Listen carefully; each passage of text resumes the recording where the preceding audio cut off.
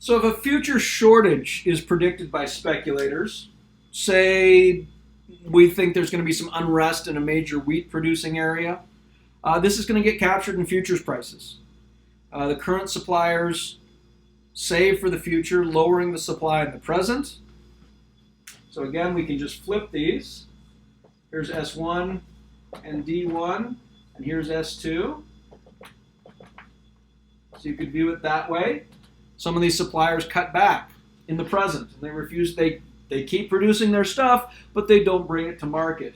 In that case, we now at this higher price are causing a reduction in the quantity that is sold. And then, of course, you can view this in the future.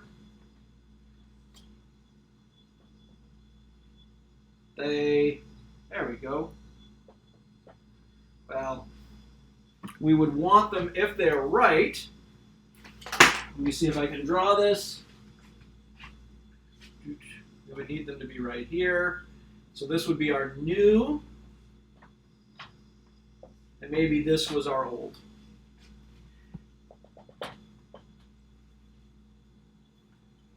So, also turns out we could have people buying more in the present as well, increasing demand, bidding up the price.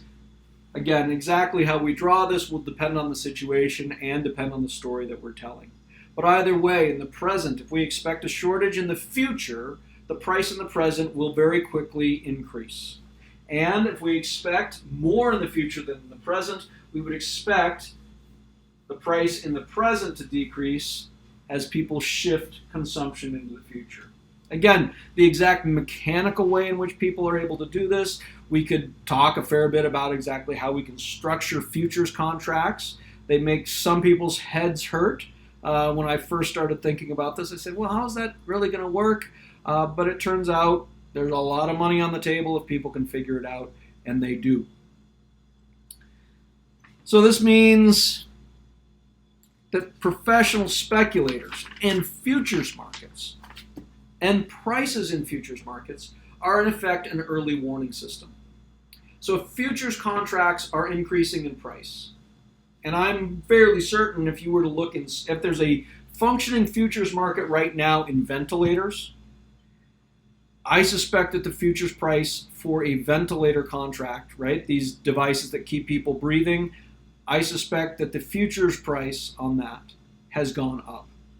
In other words, the contract to deliver that in the future, because people expect them to be more valuable in a month's time from now. And I fear that they're right. They are going to be a lot more valuable as a larger and larger share of our population falls victim to this virus. Does that mean we should, again, stop speculators? Well, let's think about this. Speculators are our early warning system. If we stop speculators because we don't like what they are telling us, that again is very similar to punching a rain gauge or throwing my thermometer out the window. Probably not an effective thing to do. We understand that in most areas.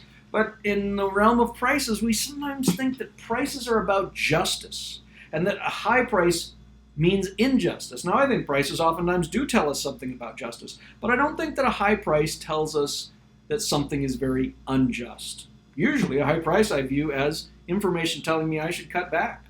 So, but let's think about this. Think about, just as a way of wrapping our heads around the early warning system. Say you decide to skip out on the COVID stuff and you go for a long pack trip in the Bob Marshall wilderness. It's over largely in Idaho. There's a big wilderness area. You're going to load up some horses and you're going to pack in there. And maybe you're going to pack in for the 11 weeks that this may take, or at least that it took in Hubei province or Hubei province and Wuhan. Let's say you cross a stream during that pack trip and half of your food falls into the stream and washes down the river. When would you want to know that?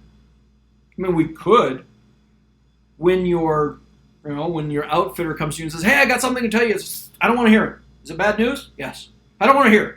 Don't tell me. Okay, right? They might say, okay, fine. I'm just not going to tell you. Now, of course, you're standing 6 feet away during this whole conversation. But I think we understand that would be a really bad idea. We'd want to know immediately so that we can adjust our behavior. Even though it's bad news, we'd still want to hear the bad news so that we can adapt to it. And that's really much the same way with speculation. It may tell us bad news. It may tell us that things are going to be scarce in the future. I'm pretty sure in the ventilator market, in the market for some other things, whether it's toilet paper or who knows what, right? I suspect that prices are communicating information that some people really don't want to hear. They don't want to hear that hospitals are maybe going to be overwhelmed. They don't want to hear that some people are probably going to not follow through on their debt obligations because they don't have a job, and so there's probably going to be an increased number of repossessions of cars and maybe foreclosures on mortgages, which is probably going to increase the number of those things in circulation and going to drive down the prices of those things. I suspect that if we look in the car market, the futures price for a car is lower than the price in the present. Now, if you're a car dealer, that's bad news. So you should wait and ignore that. No, you would want to know that news. You would want to be able to adjust your behavior in the present to anticipate that. And so, again, continuing a vein from a previous class here, entrepreneurs and prices and speculators are immensely valuable and immensely useful. We don't want to keep eating as though none of our food washed down the river. We want to adapt so that we don't starve.